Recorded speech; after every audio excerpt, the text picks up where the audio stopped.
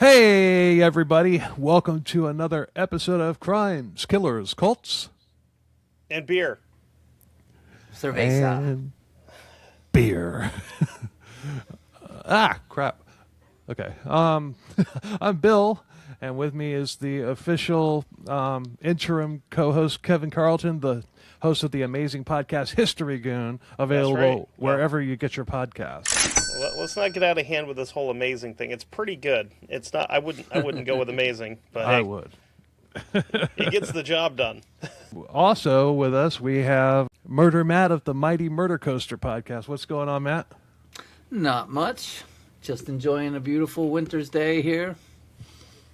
Oh, yeah, me too. 90 degrees today. Yeah. It got up to 20. It got up to 27, so it was a heat wave for me. No, it got up to about 80. It's 60 here. It's beautiful. I walked along the marsh and stuff. Took the dog for a couple-mile hike. Appreciate you joining us tonight, Matt. Why don't you, for anybody who might not be aware of your podcast, go ahead and tell them a little bit about it. I am the co-host of Murder Coaster.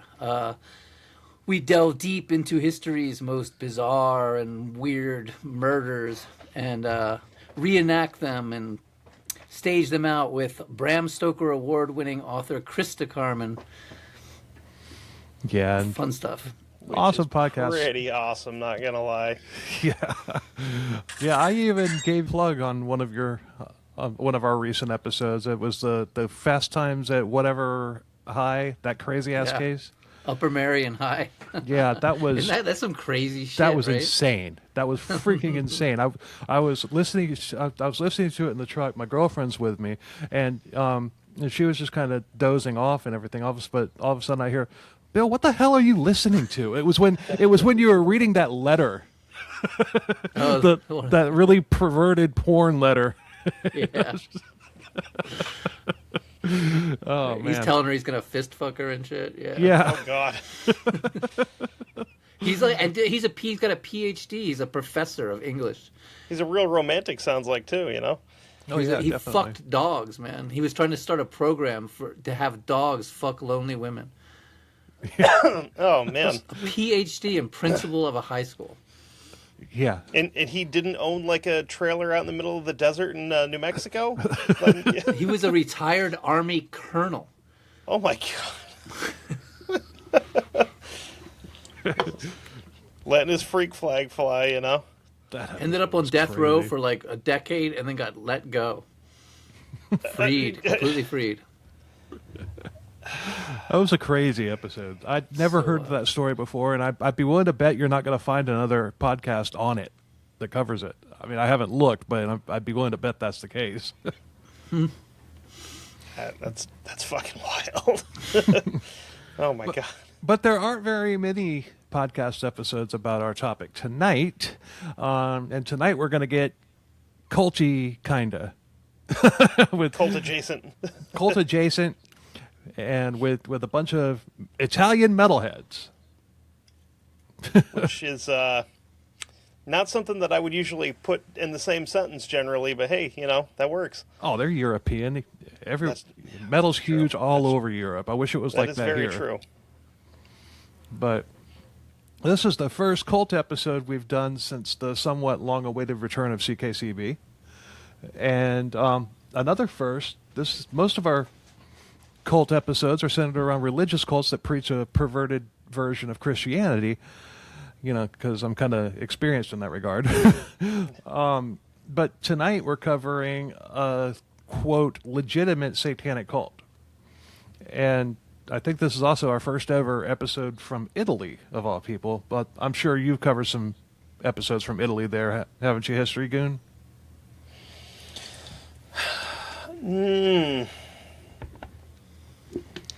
Not really. No. Not yet, no. I do have some stuff lined up where I want to do. Obviously, I've got to get into some Roman shit, but also Mussolini and Bonaparte. Yeah, I've got to go there at some point too, because Mussolini's a giant piece of shit who doesn't get nearly as much credit for being a scumbag as he should, because, you know, he was there with Hitler and Stalin, right, being scumbags, and, you know, they're like just on a different level than him. So, but yeah, I honestly, yeah, I don't think I've covered anything Italian yet. Okay, well, I beat even you to any it. of my like bank robbery or like gangster stuff, I haven't gone Italian yet. But tonight we're covering the Beasts of Satan. It's a small group of serial killers who, well, I wouldn't really call them serial killers, but they were tried and convicted of a series of satanic ritualistic murders between 1988 and 2004. This group hailed from the northeastern periphery of Milan in the province of Varese. 1988 to 2004? 1998 to 2004. Oh, not 98, okay. Did I say 88? Did I say 88? I might have misheard you. No. Well, I'm accused all the time of being stuck in the 80s, so so it's very possible. But to help keep me from butchering these Italians' names, I've recorded all the pronunciation of them, and I'll be pushing a little button whenever each name comes up in the story. For example, Varsese. see, I apparently already butchered one.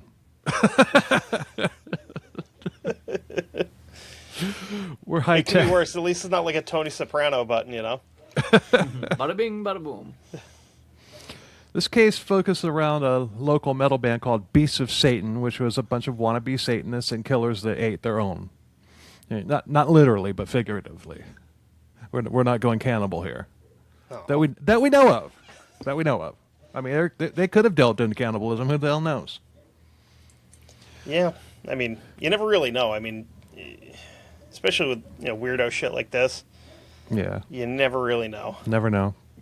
But they all had their different monikers and everything. Like one of them called himself Ozzy because he liked Ozzy Osbourne.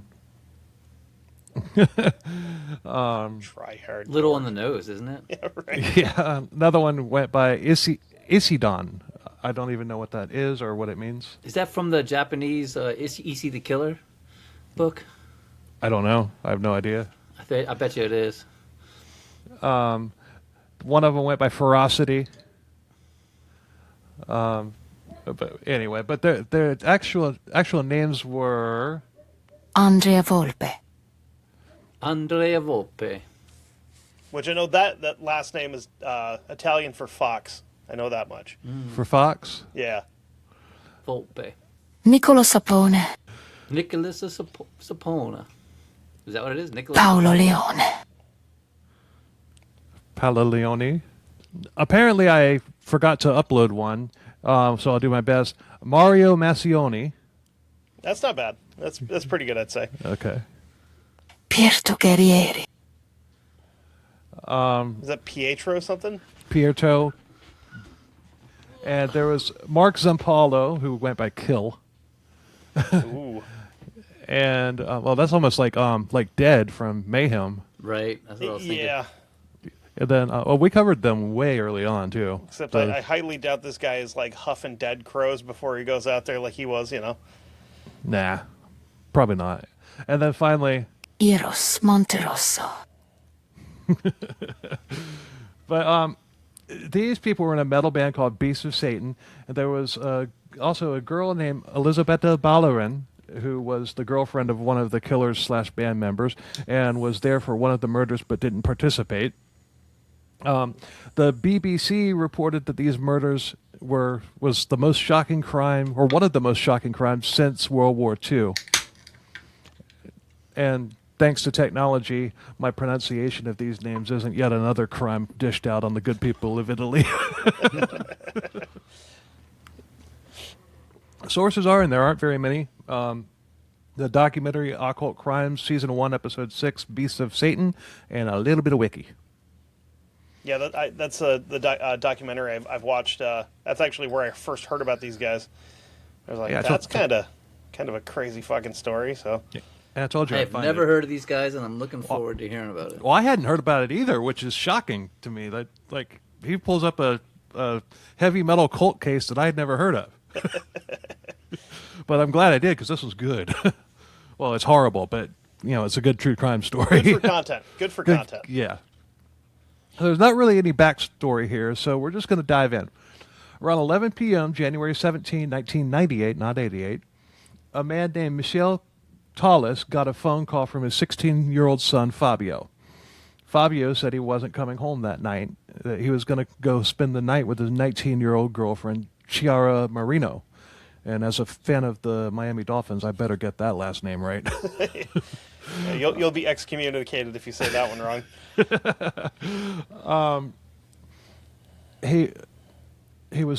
Fabio was 16, and Mr. Tallis wasn't down with this idea because it's like, okay, he shouldn't be out all night with a girl who was over 18. And plus, something kind of seemed off about how Fabio was talking. He sounded hesitant. And Mr. Tallis said that it sounded like somebody was telling him what to say, or maybe he was drunk or high. But either way, something wasn't right. Mr. Tallis went to go pick up Fabio anyway. He went to a Milan bar called Midnight Pub. Not the most original name I've ever heard of, but still. But this was the local hangout spot where all the metalheads hung out. Touring metal bands would play there. There was a decent metal local scene there, too. And honestly, sounds like my kind of place. Yeah. Fabio was a member of a local band there called Beasts of Satan, and that's where he usually was late on a Saturday night. Mr. Tallis arrived, and the first person that he saw there was Paolo Leone. or Ozzy. He was also a Beast of Satan member, but he was working at the pub that night as a waiter. So Paolo Leone, would you rather hear me say it or a sexy voice girl? I mean, either way. Okay. Paolo Leone. It sounded like you pretty well nailed that one, so. He told Mr. Tallis that Fabio had already left with his girlfriend Chiara. They had gone to a bistro. So Mr. Tallis went to said bistro, and the managers there said that he had seen the couple. They had come in to use their phone, which was where he had called his dad from. But they had left. But Paolo Leone had followed Mr. Tallis to the bistro, and he told Mr. Tallis that there was a construction site nearby that they may have gone to that was an occasional lover's lane type place, you know. So, very romantic. Yeah. Come here, What baby. would you do if we kissed under the excavator? Get back up and you're covered with construction dust. But Paulo then went with Mr. Tallis there to other bars in the area to look for Fabio, and no luck there either. And Mr. Tallis asked if Paulo if he knew Chiara, and he did, and he actually gave Mr. Tallis Chiara's phone number. He called, and Chiara's mom answered, and Chiara wasn't home yet either. And she said, her mother said that she had left with Paulo, and they should have come back with him because they would always ride together to and from the city on the train. The search continued, and other members of Beasts of Satan had actually joined them in the search. Nah, not suspicious at all, you think? Nah, not at all. Pierto Guerrieri. Eros Monterosso. Marco Zampalo and Massimo Mangi were all in the car along with Paulo and Mr. Tallis, but little by little, 3 of them had been dropped off, leaving only Massimo Magni and Paulo with Mr. Tallis. But by 1:30 a.m., they both had to get home too. And sorry, I just got flashed. But okay. But by 1:30 Take a breath. take a salt tablet. But they had to get home too, and Leone told Mr. Tallis not to worry, that the 2 lovebirds should be home soon enough. But when Mr. Tallis got home, Fabio wasn't there. The next morning, Mr. Tallis told his wife that he was going to Chiara's house to look for him. Of course, she wasn't there, and her parents were worried too. Tallis then went to the police, and where he got the, "Don't worry, they're young, they shall come back." You know, that treatment. That seems to, anytime a teenager disappears in any of these stories, that's what the police always say for some reason. Yep. I'm glad to see that it's not restricted to the United States. It's worldwide, apparently. Yeah, man, there's shitty cops everywhere. It doesn't matter. Yeah. But the truth is, 98% of the time, a 16-year-old does come back, especially Yeah. the heavy metal ones. Yeah, true. But they also said, take a guess, what the other thing that the police told them. Yep. They ran away to California. Nah, wrong continent. They ran away to Amsterdam. Well, maybe. With as Dick Darwin-esque as these cops are, I'm surprised that, I wouldn't be surprised if that. Oh, maybe they just went to Amsterdam. But Tallis was told that they can't file a missing persons report until it's been 48 hours. Mr. Tallis called every single member of the Beast of Satan, and each person gave the exact same story, pretty much word for word, which sounds what? Wait a minute. What? Slightly suspicious, wouldn't we think? Just a little bit. Almost like they've been talking to each other. Anyway. Yeah, and rehearsing. They are a band, so you would think that they rehearsed. So, Mr. Tallis, the ever-vigilant concerned parent, got them to agree to meet him the next day so that they could all go out and search for Fabio and Chiara. And they met in a park where the aforementioned band members... Andrea Volpe. And... Niccolo Sapone. Showed up too. There's lots of people in this band. That's 8, including Fabio. Wow, that is a lot of people in the band. Like Italian Slipknot. I'm not sure. I mean, I used like black metal imagery on for the episode art for this, and before we started, Matt asked me if they were black metal. Honestly, I don't know, but in the documentary they were showing people with corpse paint on, so I just went with it. I don't got, like 2 drummers, a keyboardist, 2 guitarists, a bassist. I don't know, but maybe that's why they started singers. Killing everybody. They got too many members. I can't just tell him he's got to go. He's a really nice guy. Maybe we should just kill him or something instead. But, of course, all of the search turned up absolutely nothing. After 48 hours, Mr. Tallis filed a missing persons report, and he was less than enthused at the police's diligence in their investigation. They didn't even search Fabio's room for clues, even after Mr. Tallis had brought it up to them. He actually had to bring items that he thought were important to them, but put a knife in that. Now, getting back to what we were talking about what exactly were the Beasts of Satan, the documentary says that the Beasts of Satan was a thrash metal band, and then in the same sentence they said that they covered Black Sabbath hits.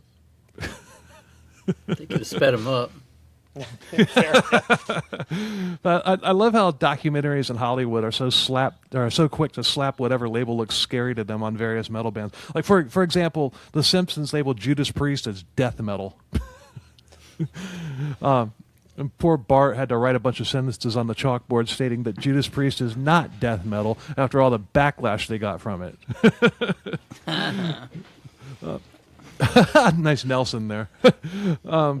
Priest is just heavy metal. That's all they are. Heavy metal. Another British example. Steel. Yeah. Another example is the podcast True Crime All the Time. They called Slayer a death metal band in their Release Parlor episode. And on their next episode, they had to explain that while scary, Slayer is not death metal.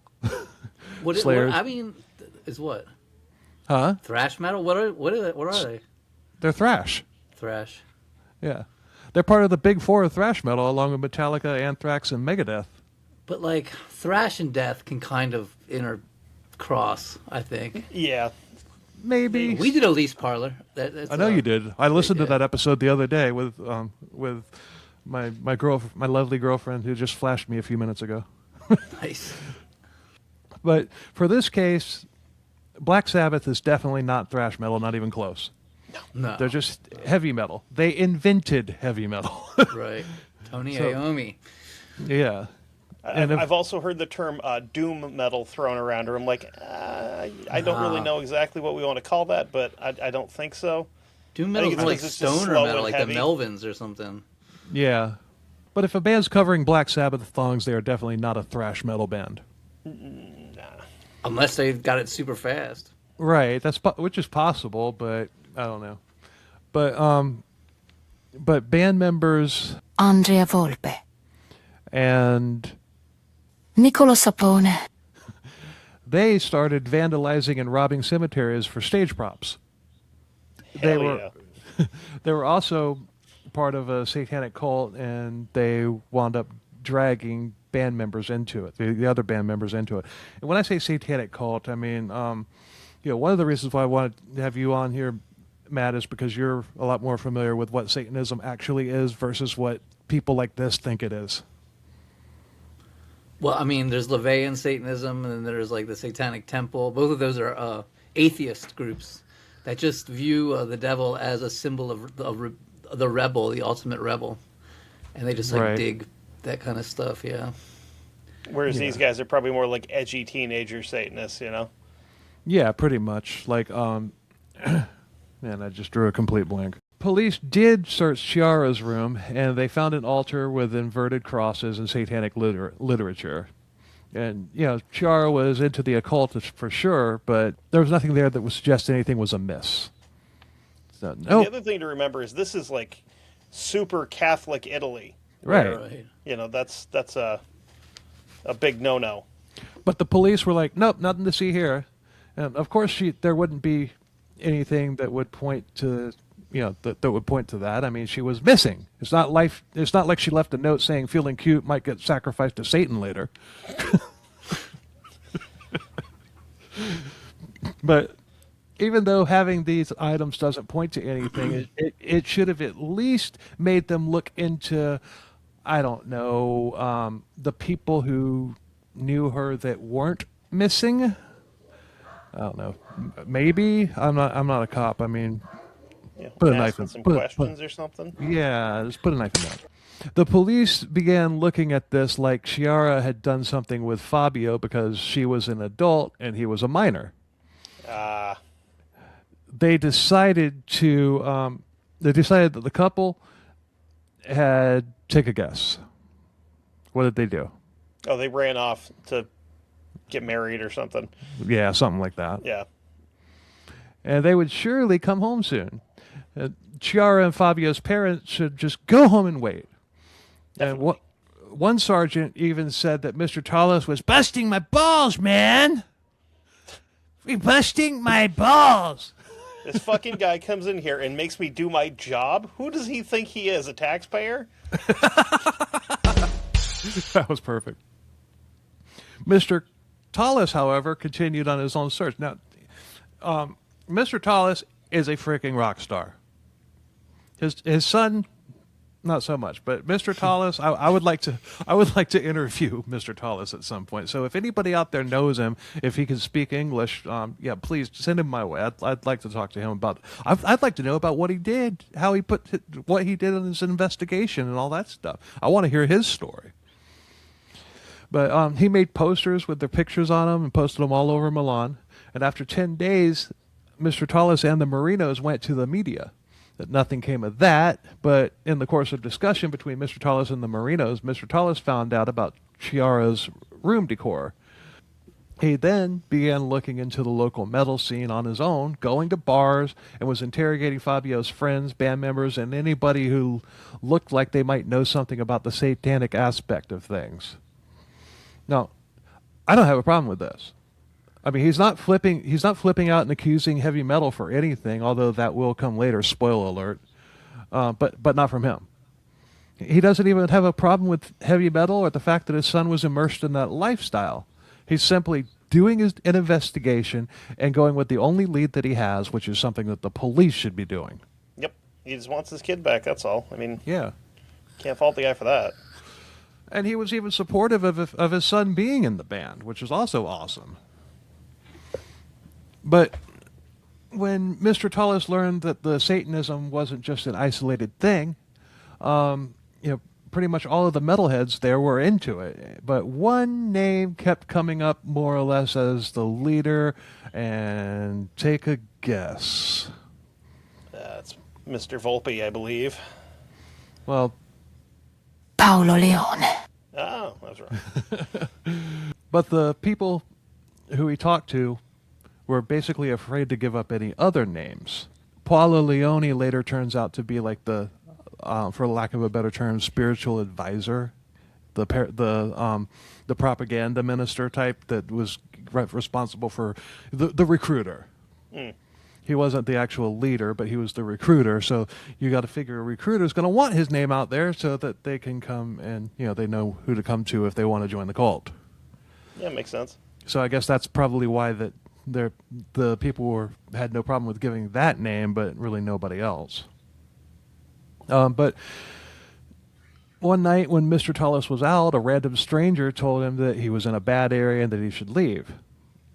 And Mr. Tullis did leave, but he did, a few days later, decide to drop by for a surprise visit to old Paolo Leone.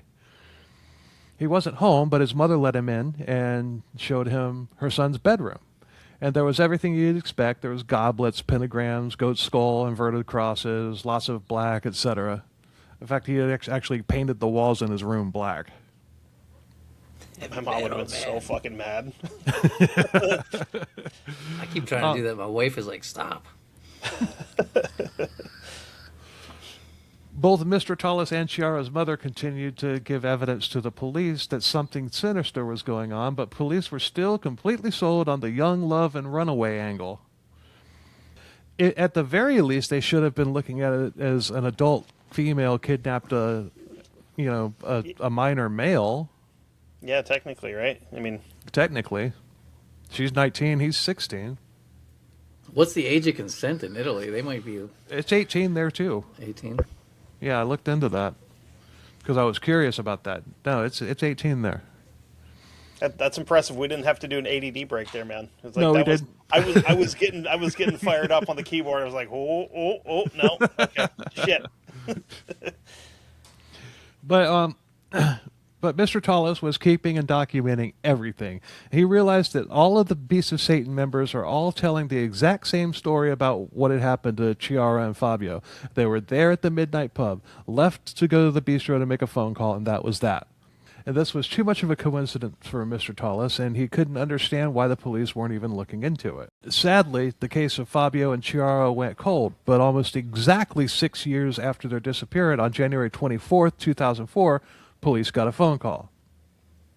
6 years. Wow.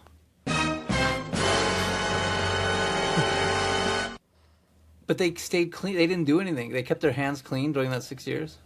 Well, that we know of. And you know what? Put a knife in that. A business owner reported that there was a young man walking the streets aimlessly. He looked dazed and confused and not normal. And not to mention it was freezing, so this was definitely out of the ordinary. Police approached him, and it was 20-year-old Andrea Volpe, one of the founding members of the Beasts of Satan. He was definitely whacked out on drugs, specifically a cocktail of cocaine, methamphetamine, and heroin. That'll do it. Yeah, that's intense. He had a story. He said that he was driving and his girlfriend, 18-year-old Elisabetta Ballerin, was following him. He swerved and he looked behind him and his girlfriend's car was no longer there. He then began saying that he was worried about her and he was afraid that she'd been assaulted and he had no idea where she was. And I didn't say it was a good story. But shocker, it was a lie. No. Yeah, it really was. Damn it. That didn't happen. I was really starting to trust these guys, you know? Police did find Elisabetta's car, and she was in it. She was foaming at the mouth and just sitting in her car. And she couldn't even talk. And the police called for they then called for the paramedics. Elisabetta and Andrea Volpe, were both taken to the hospital. And to the shock of nobody, Elisabetta was ODing, and she was admitted, and she was lucky to be alive. Any longer, she wouldn't have been. Elisabetta and Andrea Volpe, lived in a cottage on Elisabetta's parents' property. Her father was very well off, big name, lots of money, owned a lot of land. But she had dropped out of school and talked her well-to-do father into letting her stay in this cottage with her boyfriend. Andrea Volpe. This guy's a real winner, too. I mean, he was unemployed, he was a drug addict, he was a drug dealer, and he was also in the Beasts of Satan. It was starting to sound a little familiar from that last episode we did, Oh, unemployed, fucking loser, yeah. Yeah, What I was thinking instrument that, did he too.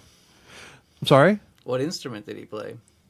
It doesn't say. I think Andrea Volpe, was the drummer. That's the only thing that where it actually said what they actually played. Andrea Volpe was like a founding member and the drummer. Okay. I'm guessing they killed the bassist. I wanted to make a something like that, but I couldn't come up with anything. I even thought about putting a bass guitar on the guy in the guy's hand that was tied up on the picture. You know what you throw a drowning bassist? His amp. Cinder. Oh, I was going to say a cinder block. No. Like I said, I listened to your Parlor episode the other day, so that's fresh in my head. Oh, did I say that in there? Yes. Oh. But once Elisabetta was stable, she began saying things like, as she drifted in and out of consciousness, things like blood, sacrifice, graves, pillow talk. Goth pillow talk. Yeah. Whatever happened, it happened at the cottage. Back at the police station, the police, who were finally doing something that actually resembled police work, they discovered the car that Andrea Volpe. was driving. They discovered that it wasn't his. No.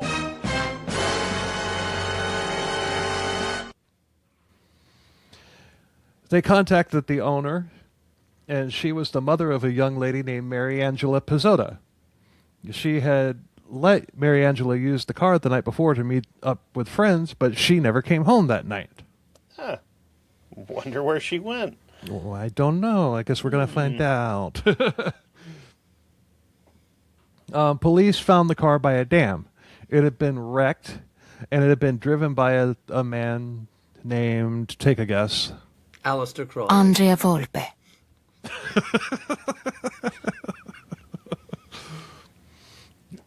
What was it you said, Matt? Nothing. Just being stupid.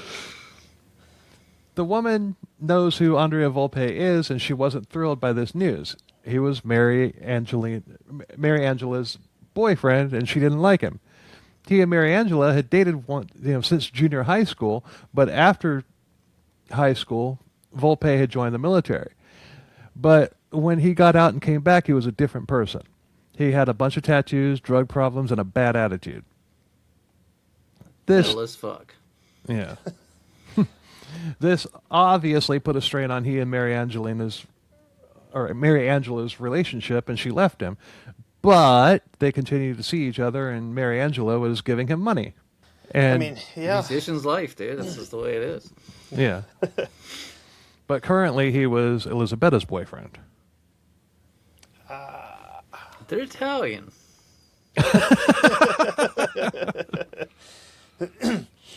So the car was accounted for, and Andrea Volpe was accounted for, but Mary Angela was not. Where the hell was she? Any guesses? Oh, no. They hide these corpses well, apparently. I don't It's know. like probably somewhere near the cottage. I've got all these on here. I got to keep scrolling back up and down. I'm because sorry, of all, what all is these somewhere ones near with the names. cottage? Damn it. I don't get the points for it. Police still doing police stuff. They went to the Elisabetta's college, and it was abandoned. They went in, and it was trashed, furniture turned over, dirty dishes, garbage everywhere, and a snake. It was a boa constrictor that they had in a filthy aquarium. There was an empty greenhouse outside. Inside, they saw a mound of freshly dug dirt with a hand and foot sticking out of it. It's just like straight up, just like half-ass buried this person. Like, yeah, they'll never find it. But they cleared it and found the body of Mary Angela Pizzotta. she had been shot in the face and the neck and obviously buried very quickly. But what was really fucked up was the fact that her body was still warm. Oh, shit. Meaning that her death was very recent, like no more than 2 hours prior. I mean, remember, this is January and it's freaking cold. So that's crazy. So Andrea Volpe. was charged with her murder, and he decided to start talking. He said that the gun had gone off by accident. He was just showing it to her. It went off twice accidentally. Yeah. It belonged to Elisabetta's father, and Elisabetta ran in when she heard the gunshot, and they decided to bury Mary Angela out in the greenhouse. So, are you keeping up? Yeah. Okay. So, obviously that story was bullshit. For one, there was a fourth set of footprints in the snow. For two, Elisabetta told a different story at the hospital. So, according to Andrea Volpe. Here's what really happened. It was Mary Angela's birthday, and he had called her to say happy birthday and to invite her to the cottage to celebrate. As you do with your ex-girlfriend. Yeah, he called his ex-girlfriend to come to his current girlfriend's place to celebrate her birthday. Well, they're Italian. Let's call it a threesome, bud. So, but still, either you're lying, or you're stupid, or you're both. 50-50. Or 100. Mary Angela arrived, and an argument between she and Volpe broke out. He pulled out a gun to scare her, and it accidentally went off. Once again, twice. But then again, he doesn't know that the body's been found. Or maybe he doesn't, because it said a minute ago that he was charged with murder. Well, I don't know. Maybe they haven't told him yet, and they're seeing what he would say. Yeah, trying to see if he'll screw up and like implicate himself so they don't have to actually do any more work. Right. That tracks. But they panicked and called the leader of the Beasts of Satan one. Niccolo Sapone. He arrived, and Mary Angela was still alive. He screamed at Volpe. He says, "You can't even kill a girl?" So while alive, they wrapped her in a tarp and dragged her outside into the greenhouse, where Niccolo Sapone. then hit Mary Angela in the head with a shovel to kill her, and then they buried her. Oof. Sapone then told Volpe to ditch the car that she had been driving by the river. Volpe then said that was when things started going wrong. Not after the accidental multiple gunshot wounds to the head. Right. That was when I fucked up and I had to park this car somewhere and I couldn't do it right. You want me to stop with the AI voice, or... I mean... It's up to you. I mean... Okay. I guess I'll just use it on names that I haven't said 100 times. So... But the police had a question. The same one that you probably have there, too. Kevin Kelton of the History Goon podcast, Son of a bitch. which you can find on any streaming platform, Oh my God. YouTube and Patreon. Jesus, that was way too sexy for my shit. Damn. But the question was, why did this murder take place? What was the motive? The same night, January 24th, Mr. Tallis, remember him? Mm-hmm. He was watching the news around midnight, and he saw that Andrea Volpe and Elisabetta Ballerin had been arrested for moide. He didn't know Elisabetta's name, but when he heard Andrea Volpe, his spidey senses went through the roof. He knew that name. I mean, 6 years had gone by, but he still had all of his research into the Beasts of Satan, even satanic rituals.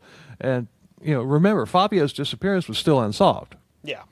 He already believed that these people had something to do with his son's disappearance, but this confirmed it as far as he was concerned.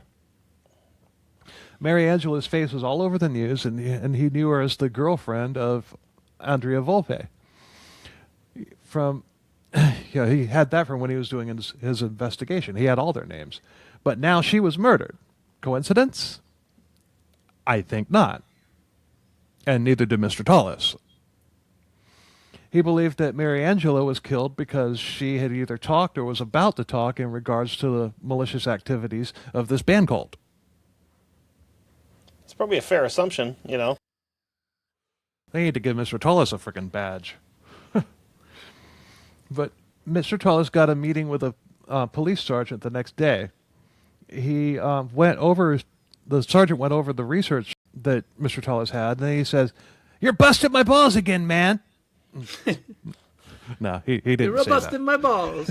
You were busting my balls, man. Yeah, I was going to make a comment when you said he first started talking to the police. I was going to say, with a lot of this going on, because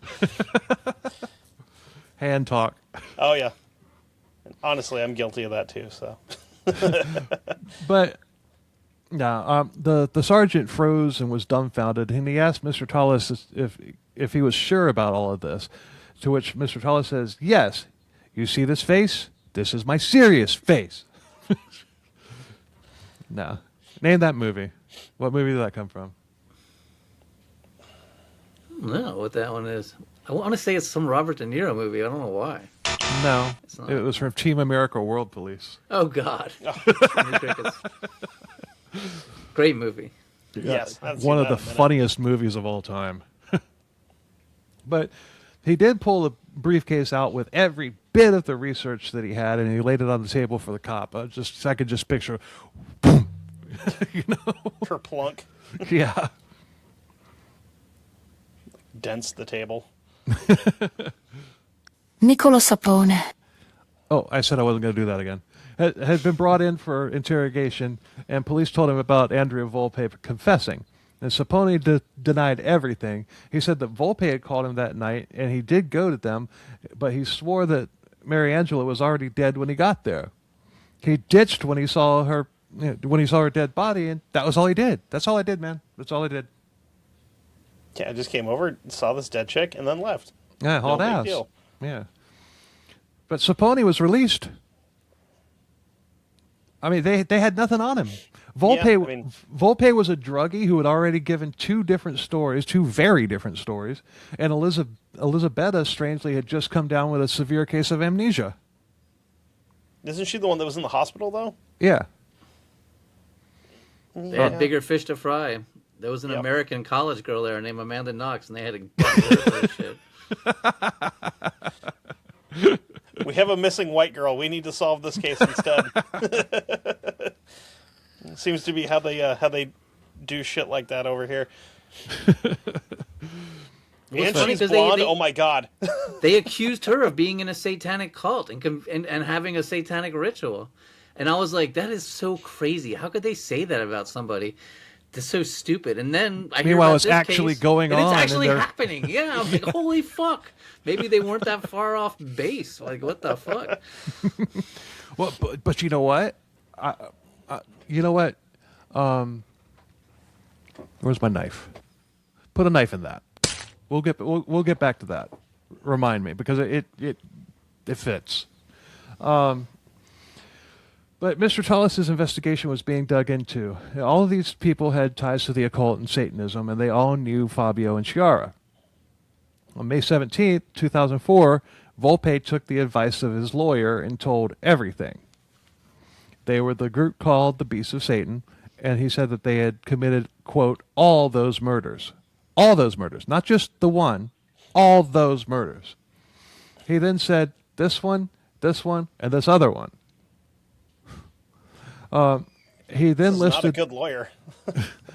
Hey, man, admit to a bunch of crimes that you haven't been accused of yet. Done. Well, maybe the lawyer figured that they were going to go down regardless. I don't know. But he then listed all the names of the other members. The list that I listed them all at the beginning of the episode, so no need to go through all that again. But the important thing here was that all of the names Volpe listed, Mr. Tullis had every single one of them in his research. Make him the chief of police. He's clearly a better cop than you guys. He also gave yet another story about Mary Angela Pizzotta's death. In this version, Sapone ordered the murder. The reason for this hit was she was drifting away from the group. Maybe she had had enough of the dramatic Satan worship. But she had become dangerous because she knew too much to be kept alive. Apparently, Sapone was very paranoid about Mariangela since her breakup with Volpe.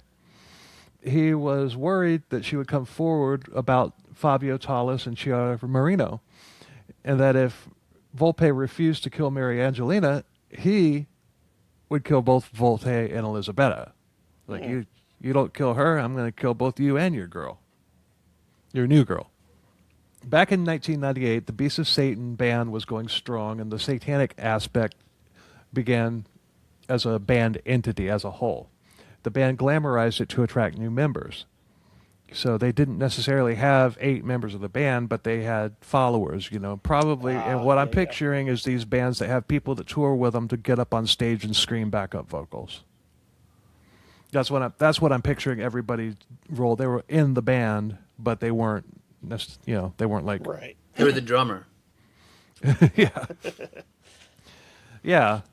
There was a tom on the stage, a snare, a bass drum. They all hit. God, can you imagine how hard that would be to coordinate that?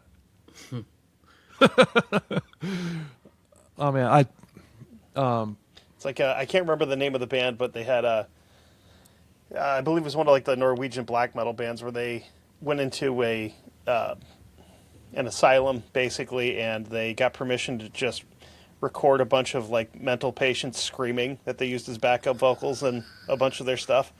That's awesome. Just people like babbling on like lithium and shit. It weird. What band was? I've heard of that. I can't remember which one it was. It's not coming up, but I remember the story. I don't remember who it was though. But when I was in the band with Todd back in the late 90s, we were playing with this band called Cryogenic, and I was sitting there with my drummer, who we talked about in last week's episode, and it was just the unfortunate name. Yeah, it was just me and him and a couple other people. We were just sitting there having a couple drinks, like long before the show started. We had already loaded in and all that stuff, and we were just chilling.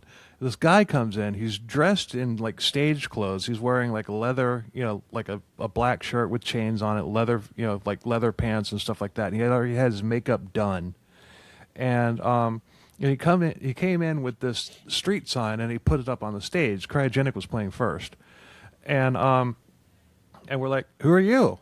Like, it's like, "What are you doing?" He's like, "This is for the show." Like, well. What is it? What are you going to do with it? You'll see. You're going to be here tonight. You'll see. I said, well, who are you? Because obviously not a member of Cryogenic. He goes, I'm Cryogenic's backup singer. And I'm like, I didn't know they had one of those. He goes, yeah, it's me. Well, what's your name? I'm Cryogenic's backup singer. So I looked at him as... I looked at him, and I'm still in just my regular work clothes and everything, because this is, like I said, we just loaded in and all that stuff. And I said, well, I'm Madstone's lead singer. And he goes, cool. So he goes, and I later told Benny, the lead singer of Cryogenic, about that, and he's just like, I have been trying to tell that fucker, just because we let him come on stage one time doesn't mean that he's part of the band now. And he mysteriously wasn't at the show later that night. Hashtag, but I digress. Sapone was essentially forming a cult with this. But this wasn't what Satanism is according to the Satanic Bible, where there are essentially atheists who just basically like to freak people out. Did I get that kind of like the Reader's Digest condensed version of it there, Matt? I mean, I guess they're trying to freak people out a little bit, but I think it's more about rejecting religion, and because a lot of people, like you yourself, have been so hurt by religion that they want to break free of it, and sometimes the best way to do that is just to like go overboard in that direction. I mean, I think it's like one of the things that the Satanic Temple says is blasphemy is a form of spiritual freedom. So if you can be blasphemous, you're free. You know what I mean? You're not hindered. You're not tied down. So a lot of it's about personal expression, personal freedom. You know what I mean? Breaking morals like sexual morals, things like that. Anything hypocritical kind of bullshit. Okay. But that's not what this was. This was people doing scary things and rituals and killing people and stuff like that.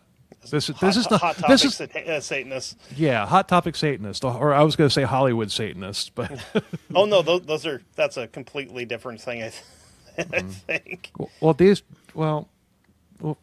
put a knife in that too. But Chiara joined the band not only as a cult member, but she was also in the band too as a backup singer. But she had fallen in love with Fabio Tallis, who had also just joined the band. But here we find out that the cause of all this, it wasn't anything. It was just the band the band leaders didn't like the fact that Chiara and Fabio had found love. Why? Every single one of them wanted her, because she was apparently really hot, and she just had them all, all in heat. But Chiara and Fabio had basically decided to leave the cult band because of all the friction due to all the other dudes wanting Chiara. So the Beast couldn't have that, so they made a move. And for the second week in a row, we have a "if I can't have her, nobody can" situation. Hooray. Although none of the people in this mindset actually had her in this situation. They had just wanted her. So it was all over a girl. And had nothing to do with Facebook. Nothing to do with Facebook. Nothing to do with Satan. And the guys in the group just wanted her, so they offed Fabio and Chiara. And I'm reminded of the South Park episode where the girl's breast began to develop and all the guys started acting like cavemen. All the boys. But we have an old friend who hasn't been on the show in almost 2 years making his return. That's right, everybody. Flaccid Jizzless, the Norwegian black metal tambourine man. I mean, he heard about this case, and he wrote a song about it and sent it to us. So I'm going to play that for you right now.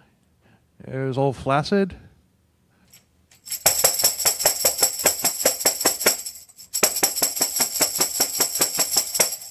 Metal band in Italy, killing members done to me. Worship Satan just to scare. Kill them all, I don't care.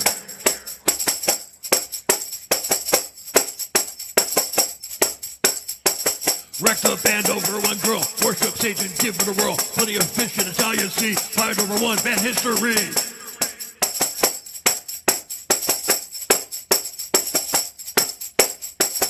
8 band made far too much. 8-way split $100. I make all money I can. Norwegian black metal tambourine man.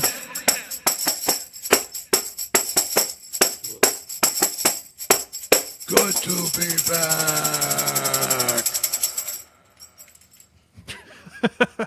Thank you, Flaccid Jizzless. I can't believe he hadn't been on the show in like 2 years almost. I found a psychiatry and behavioral science essay on this. Oh shit! On this case? Yeah. Okay. It says that, wow, she was burned alive before being hit in the head with a spade, with the shovel. Jesus. That wasn't covered in the documentary. And it says, and it says that when Fabio was killed, it was the night of the black moon. He's beaten with rods. I did not find this. But on the afternoon of January 17th, 1998, the Beasts of Satan got together in the woods and they dug a grave. That night at the Midnight Pub, they all got together and decided to go out in the forest for a ritual, and of course, Fabio and Chiara were invited. They didn't know it, but they were the guests of honor. Yeah. But Fabio decided that he didn't want to go after all, and he told Volpe that he wanted to go home because his dad would be worried. Volpe then forced Fabio to go next door, call his father, and say that he wanted to stay with Chiara. After the call was made, the Beasts spread word around the Midnight Pub that they were all going to a huge club called the Nautilus, and they all left. So once the group left, they headed into the woods. But the Nautilus was just, hey, we're going to Nautilus. That's where we're. Yep, Yeah. we're definitely not trail. going into the woods. We're definitely not going into the woods. We're going to Nautilus. Leaving a paper trail. They're like, oh yeah, no, this is where we're going. So Right. if anybody asks, that's where we were, not out. We're definitely not killing anybody in the woods. Yeah. But once they got to the spot in the woods, they all got out of their cars, and once Chiara got out, the guys attacked her. Chiara had a knife on her, and she pulled it out trying to fight back, but Volpe and Saponi both overpowered her and took turns stabbing her. Fabio had tried to help Chiara, but he was savagely beaten in the head with a hammer by another member. At this point, Chiara and Fabio were still alive, barely. They were rolled into the grave where Saponi and the others surrounded the grave, and all of them pissed on Fabio and Chiara. But you're saying that they were doused in gas and set on fire? No, the other girl, the girl in the greenhouse. Oh, okay. Yeah, that wasn't in there. That wasn't. Damn, that's a pretty important thing. It's an important detail. But the grave was filled in, likely while the pair were still barely alive. Damn, dude. And Saponi then stood on the grave and said, as in a taunt, basically completing the sacrifice, "Now you're zombies. Try to get out of this hole." Okay, weirdo. The next day, they went back to the spot and doused the grave with ammonia, thinking that would mask the decomp smell from animals, and apparently it did. I don't know if that's a thing or not, but I didn't want to Google it because I'm sure my search history is already being watched. I mean, I already can't fly. I might as well. Let's see. But apparently this is the perfect crime because for 6 years, it was listed as an unsolved disappearance. The only reason it was even found out is because they were turning on each other due to mistrust, like I said in the very beginning. They ate their own. But the only reason that the bodies were found was because Volpe himself told them where to dig. Right. Forensic teams examined the remains, and this is what they determined. Fabio's skull was bashed in, but he also had 64 stab marks on various bones. Yeah, that'll do it. Even with a bashed-in skull, he fought these pukes. I mean, he fought every remaining second of his life, but what did him in was evident in a cut to the front part of his neck bone. There was a gash. They had slit his throat. They had likely all just subdued him, and then one person just went slice. So, according to a Google search, ammonia is not typically used to mask odors and crimes, but rather to destroy evidence or create hazardous environments. It's a powerful cleaning agent often used to eliminate traces of blood, narcotics, or smoke residue. Yeah, it's not usually used specifically for covering smells. But it would be enough to keep animals away. I think they probably just had him deep enough. How deep was the grave? Didn't say. I mean, one of them was pretty shallow. With the greenhouse, yeah, that was the greenhouse. But the way they pre-planned it, you would have to assume that it was pretty deep, because they went there like earlier in the day, all of them burying it, like digging it out and everything. But all of the beasts were arrested and charged with murder. Saponi was given 2 life sentences. Paulo Leone got life, and he was actually the one that brought Satanism into the group. Like I was telling you earlier, he was kind of like the recruiter. Leone's father was a known Satanist who was serving a life sentence for killing a woman. His father was a Satanist. Yes. So the apple doesn't fall far from the tree. But Eros Monterosso and Mark Zampallo both got 29 years each. Mario Massioni got life, but only 19 years because he was under 18. Volpe was initially sentenced to 30 years, but it was reduced to 20 because he had spilled the beans on this whole thing.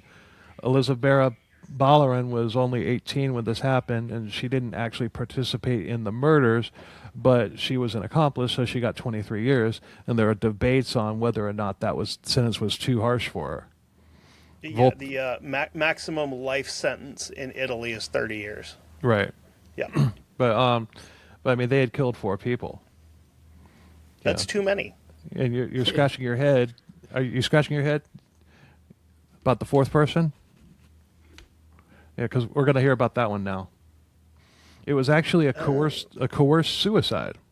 All right.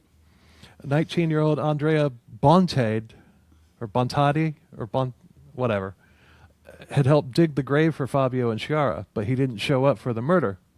Volpe and Sapone saw this as betrayal, and he had to go because he knew about it. But this wasn't immediate.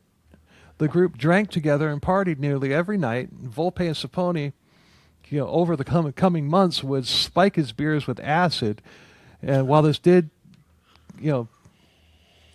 constant trip did diminish his brain function, he ultimately began developing a tolerance for it. And this has freaking Michael Malloy vibes. Yeah, I was just vibes, thinking that, yeah. vibes, not voibs, vibes. But one night in September 1998, Volpe, Sapone, and Bontade were drinking heavily at the Midnight Pub. And afterwards, they told him that he had to go. It was too much of a risk, and they couldn't have a coward running around with dirt on them. So they told him, either you do it or we do it for you. Bontade got into his car, got it up to about 110 miles an hour, headed into a roundabout where he lost control and smashed into a house, killing him instantly. Oof.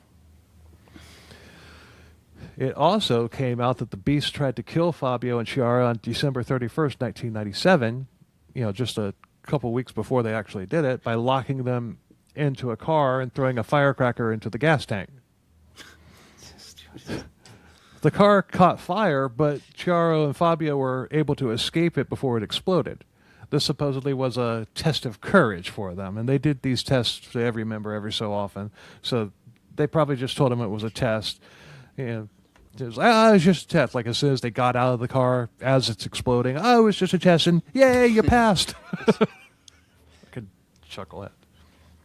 You made it through this thing that wouldn't have actually done anything. Congrats. Well, the car did explode. Really? Okay. I thought you meant like the firecracker exploded. No, okay. No, it ignited the gas in the gas tank and exploded. But Matt, okay, remember I said we were going to get back to Amanda Knox. When did this happen with her? I think it was 2007, wasn't it? I'm pretty positive it was 2007. Okay. Yeah, 2007. That's when she was convicted in 2007. Okay, so it was probably her initial trial was in 2009. So yeah, I think it was 2007. So the judge that sentenced the Beast said that they were not criminals inspired by Satanism. Yeah, but she they moved were there on September 10th, 2007. Okay. She wasn't there long. Well, then she should have known that there was a satanic panic going on there. Right. Because that's what I'm getting to right now. On. Yeah, because of this case. Wow. But the judge who sentenced the Beast said that they were not criminals inspired by Satanism, but they were immature, uneducated, and weak individuals who created a world which reigned in total moral misery. And the media does what the media does and whipped Italy up into their own satanic panic over this. Luckily, it didn't last as long as the one in the U.S. did, but for a while, religious leaders and politicians were trying to get heavy metal banned and all sorts of, like scary movies and stuff like that. All banned. And what happens when you try to kill the metal? It gets stronger. But so yeah, when she was over there, I mean that kind of makes sense. They were probably still right in the at the peak of their satanic panic because of this case. It makes so much more sense now. Yeah, really, it does. They were in there. That's why they were so like ready to accuse her of being a Satanist and all that stuff. Wow. Damn, that's crazy. So they were... Damn. I think I should cover Amanda Knox next. Maybe. Yeah. That's a 2-part episode, though. But they're in prison for... Now I really want to interview her, ask her what she thinks about that. About the possibility. Because... I have never heard anything come up about about the fact that they were just accusing her of being a Satanist and doing rituals and stuff. But And it sounded so ridiculous, right? Like I would always, I got really deep into that case, and I was like, "What the fuck are they talking about?" You know what I mean? What would make them think this? And now, like, it's like a This revelation. is why. It makes This is- total yeah. sense now. Yeah. Yeah, this is why. I mean, how many people in the United States got during the I know, Satanic right? Panic were thrown on trial for something because some Karen down the street just doesn't like their neighbor and decided to accuse them of performing satanic rituals on their kid. Totally. None of that happened. Well, So Richard there- Ramirez happened. And there was a couple. Well, yeah, there's a couple. The Chicago Rippers. The Chicago Rippers. You might even throw the hatred in there. Those chuckleheads in the Elise Parlor case. Yeah, absolutely. But those guys were just wannabes. Those guys are. They're just like little kids. They're like children. Yeah. I haven't looked them up yet, but I do remember a picture of one of them, this little fat guy with these big brown eyes. I'm assuming he was the drummer.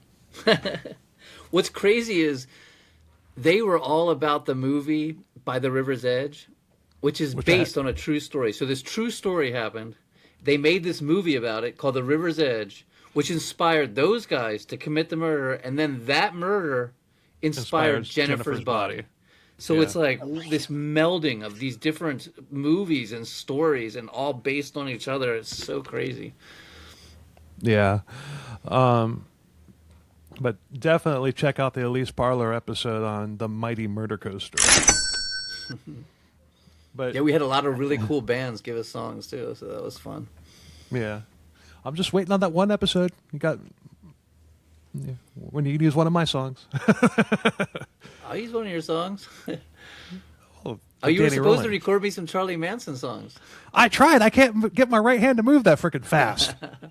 See, and everyone says he's tried. a terrible musician, right? And then I you s- listen I to it, s- you're like, he's actually pretty good. I sent you what I had, and it was nowhere near fast enough. Right? And I then never there's did. this- We never did do it. I was still so that's open. We still. I would Well, really I like could- to get a whole bunch of musicians. They give me songs for it before I do it, and then I want to do like a 6-part, fucking just Well, I can, beyond here- in depth. Here's what I can do. I can go through a bunch of his songs, find one that's not going to destroy my right hand by trying to play faster than Yngwie Malmsteen, and just He's record like a version flamenco, of that. is what he's doing. He's Yeah, like exactly. hippie flamenco. Yeah. My one friend did record Garbage Dump for me. I had no idea that their hands were moving that fucking fast. I can play really fast with my right hand, but this shit's like at least double the speed that I can play at. You need some orange sunshine, man. Some free love. You gotta be like the coyote up on the cross. So they're in prison for 4 murders, but they're suspected in many more. There were even more disappearances and suicides and murders in that area, the area of the people who were tied in one way or another to the beast of Satan that still remain unsolved. So what were they doing during those 6 years? A lot of weird shit. Well, 31-year-old Fabio Rapalli, whose body was found mummified in the woods near Pontremoli on September 6, 1996. That's 2 Fabios. That's 3. 3 Fabios. Wow. 3 Fabios. Too many Fabios. Killing Fabios. 23-year-old construction worker Christian Frigerio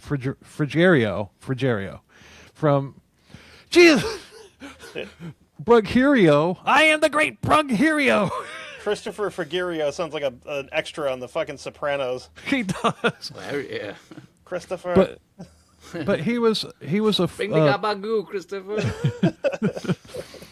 he was allegedly a former member of the Beast of Satan who had disappeared on November 14th, 1996. His body was never found. Mario Massioni connected his disappearance to the group in 2008, but he later retracted it. No one cared because he was the drummer. Right. Or bass player. 21-year-old Andrea Ballerin, the childhood friend of Volpe, found hanged in the school that he had Jesus. attended on May 7th, 1999. His suicide was connected to the beast by Volpe and later by Massioni too, but police found Volpe's confession and the description of the events unreliable. This is Andrea Ballarin. Ballarin, same last name as the girl who was killed, in the greenhouse, but I don't know if they were related. 28-year-old Angelo Lombardo, caretaker of the cemetery of Lugano and an acquaintance of some of the members of the group, he was burned alive in the cemetery on December 14th, 1999. Jesus. Yeah, accidental overdose, or a campfire accident, maybe. It seems like the kind of thing they would do, It does. 26-year-old Doriano Mola was found hanged in the woods near, I'm not even going to try to pronounce that city, on December 27th, 2000. 21-year-old Luca Colombo, a flower seller and she's a shrubber. She designs and arranges and makes shrubberies. A shrubist. A shrubist. I had to go there. But she was a friend of Saponi. I have a welcome mat that has a picture of the main knight who said knee, and it said, "Did you bring a shrubbery?" on it. That's my doormat outside. 18-year-old carpenter. Nothing too expensive. Alberto Scaramunzio from Durago. He was found burned in his car in the woods on May 23rd, 2004. Hey, fuck Italy, man. This place is scaring me, man. But the imprisoned beasts deny their involvement in these cases. Of course, yeah. No, we would never totally set like 3 different people on fire. Yeah. That's because they're going to get out in 30 years. So True. Yeah. Yeah. Do it again. So when they get out, they'll be in their 50s. I'm in my 50s. I'm ready to kill right now. But man, the Italians have an inordinately long life. Like they have one of the highest life expectancies of any culture. Like there's a whole fucking town of I can't remember. It's like on one of the little islands or something where the average age is like 102 years old. It's the Mediterranean culture. Yeah, so does Greece. Yeah. Southern they Spain. just smoke cigarettes and drink wine and live forever. It's the insane. olive oil, they say, man. It's got to be. It preserves them. No, they literally think it is the olive oil. They don't eat butter. They just eat olive oil and shit. I take olive oil like as a medicine, man. I like fill up a tablespoonful of it and just chug it down all the time. Like I like olive oil. What does it do for you? Google it. It does. It's amazing. It does all kinds of shit for you. It's supposed to be. Yeah. Okay. It's like I like olive oil, but my disgusting French blood's like, nah, butter on everything.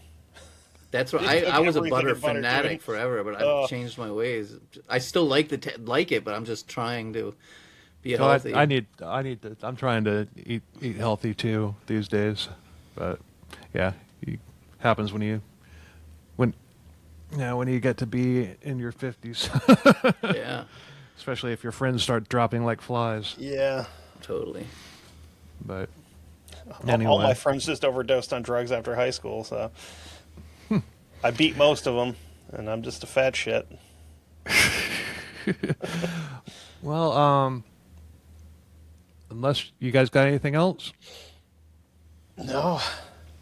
Well, that's all I got. So, well, that is some crazy shit, man. Thank you for telling me that story, Bill. Yeah, when I started writing it, I'm like, I need to have Murder Matt on for this one.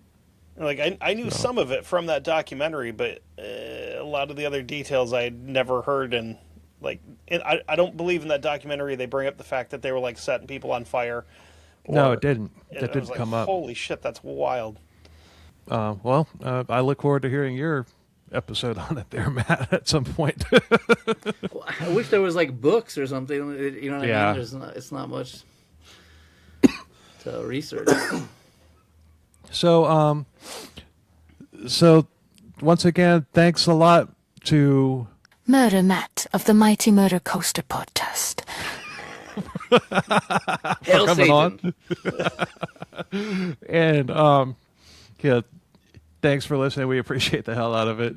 And, please subscribe, follow YouTube page, comment, follow us whatever streaming platform you use, whatever. Do the same for History Goon and the Mighty Murder Coaster, which it's just Murder Coaster, but I call it the Mighty Murder Coaster because it's a pretty accurate name for that podcast, because he and Krista are incredible. Oh. Like theirs is so polished, but he likes to come on this show every now and then and cut up. So it's a completely different animal. It's all definitely. But it's one of the few podcasts that I even listen to anymore. A lot of the ones I used to listen to all the time, I just don't even care to listen to anymore. But maybe if they gave me some love, then that guy, what a loser. But anyway, if you like us, tell a friend. If you hate us, tell an enemy. Stay out of Italy. And until next week, later. Buongiorno, or whatever. Arrivederci. Sayonara. Wait, anyway. Bye.